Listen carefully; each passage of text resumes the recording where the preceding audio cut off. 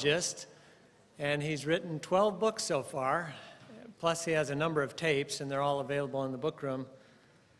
Some of the books, I believe, are published by David Hatcher Childress's company. So there's a connection here. We're doing business at CPAK. And anyway, William's work is very interesting in looking at some of the esoteric truths from a mythological standpoint. Will you please welcome William Henry?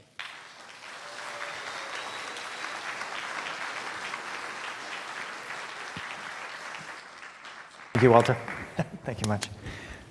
Good afternoon, everybody. Thank you very much. I'm very pleased to be here and so proud to follow Laird Scranton. What an awesome mind. I mean, just incredible inspiration and insight. I'm calling my presentation today From Babel to the God Particle, Signs and Symbols of the Ultimate Power. The reason is because today I believe that we are on a spiral of, let's just call it ascension. We're bringing together ancient pieces of knowledge because we're going to use them. And we're going to use them ultimately for the advancement of our species. At least that's the hope. When I look at signs and symbols, I'm looking at ways in which signs, symbols repeat, especially today. One of the most important symbols of my research is a symbol going back to ancient Iran called the Ring of Cosmic Sovereignty. This is Ahura Mazda, the Iranian god of light, who holds in his hand this ring or chakra of power called the Ring of Cosmic Sovereignty. Basically what that means is that he can go BC do about anything he wants to do. He's a God being, which shouldn't surprise us that the rod and the ring then show up in early Christian art in the hands of Jesus, indicating that he too might have been one of the benefactors of this ancient knowledge about the secrets of the ring and especially the secrets of the rod. Today, when we talk about a ring of power, we're talking about the Large Hadron Collider near Geneva in Switzerland, CERN, where we are right on the verge now of discovering something that scientists have decided to call the God particle. I went to CERN last summer to investigate the signs and symbols of this research project, knowing that while it is not esoterically based, there likely was going to be some esoteric symbolism there. This is a statue of Shiva stamping out ignorance, a gift from the government of India. Shiva stands in the ring and stamps out ignorance. It belongs at CERN and is in fact one of the guiding motifs that you find when you visit there. What happens is that when you arrive at CERN, you go 300 feet underground into what is called the Atlas detector. You have to take a mysterious journey through this blue door, and the next thing you know, you find yourself in this cavernous room that they call a cathedral of science. And you're confronted with the Atlas detector, this massive machine that has been built to search for this elusive God particle. You can see a man standing here to give you the relative size of this machine. It's absolutely enormous. And when I was in this room, I felt as if maybe I was in literally a cathedral. It had the same feeling to me as Chartres, and you know that something incredibly special was going on at this place. And when we look at the symbols again of Atlas, you see that the scientists go back in time to Atlas, lifting the world on his shoulders. When Atlas is lifting that world, it's not actually the world, it's the word, the life force energy upon which the world is built. And that is what we're searching for at CERN. That's what we're looking for when we're talking about the God particle, is the ultimate secrets of matter, hoping to complete our physics kit, which will ultimately enable us to leave cosmic kindergarten, metaphorically speaking, and enter first grade as a cosmic species. At CERN, they give us incredible artwork of what they think the God particle might actually look like. And again, it's called the God particle because it's thought to explain or be able to open the mind of God to physicists. Another example here of the decay of the Higgs boson, the technical name for the God particle. We have the dove of the Holy Spirit, the dove of peace here spraying the symbol of the God particle at CERN, which is a key piece of symbolism that you find there. And I thought I'd make a note that for some of us who are interested in technology, the grid, which is the new souped-up internet that is being built to support the Large Hadron Collider, we're told on October 3rd is now ready for action. And in the statement here from the Times Online, we read that scientists believe that this grid, this new souped-up internet, is described as a worldwide revolution, and it also has the capacity to find a cure for cancer and save lives following a natural disaster. So this search for the God particle is having real-world spin-offs for you and I. We read down here in this bottom paragraph that the grid has already been used, but is now more powerful and has been declared ready to deal with the deluge of data that will come from the giant atom smasher. Very important that we recognize that science here has some practical applications.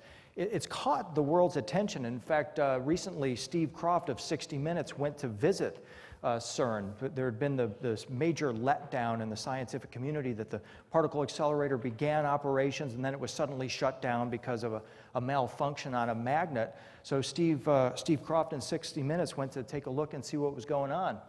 And featured in this piece was a physicist at CERN, Dr. Bob Stanek.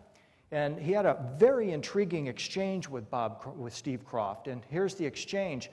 Ask why scientists are interested in recreating what the universe was like a nanosecond after the Big Bang, which is what the Large Hadron Collider will do. Stanek tells Kroft, quote, "It's in humans' interest to know everything, right? And why wouldn't you want to know that?" Kroft, well, you'd want to know it, but, you know, spending $8 billion to find out it must be important. Stanek, so let me ask you this question. Because we've studied the interactions of photons and electrons in elementary particles, we can understand how to take the light that bounces off me and you into that camera and take that signal and put it into mom and pop's living room. Now imagine in 10 years, 20 years, we will be able to take, instead of our photons, me and you and put them in mom and pop's living room. So you tell me, is that worth it?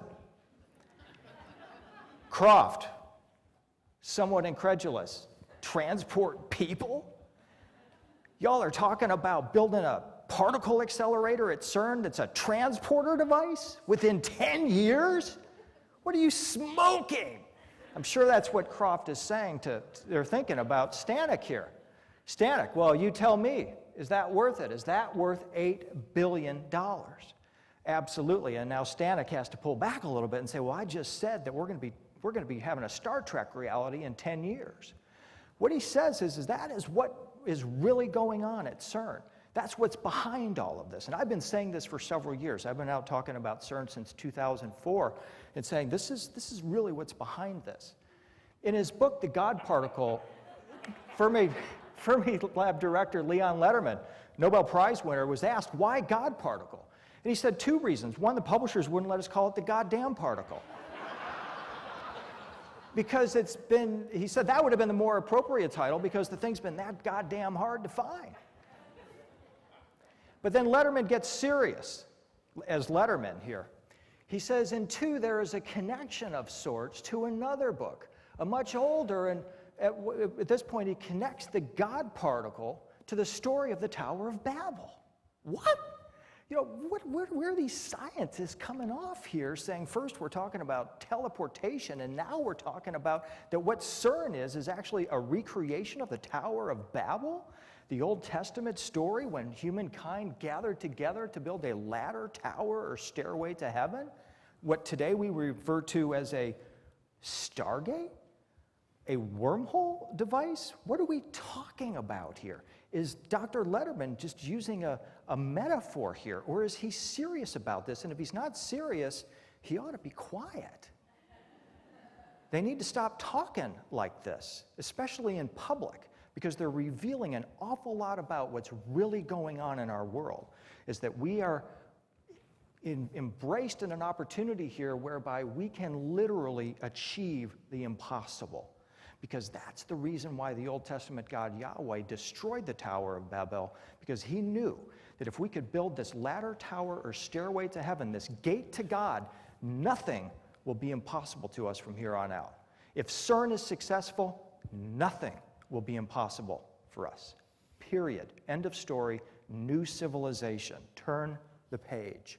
Yahweh wasn't ready for company back all those thousands of years ago. So he destroyed the tower, separates humankind by language, and changes the meaning of the word Babel from gate or ladder to confusion and nonsense. Well, again, the particle physicists at CERN right now are challenging that very same principle at this very moment. Is the search for the God particle really a reenactment of the Babel incident, or are they just trying to sell books here? is that what's really going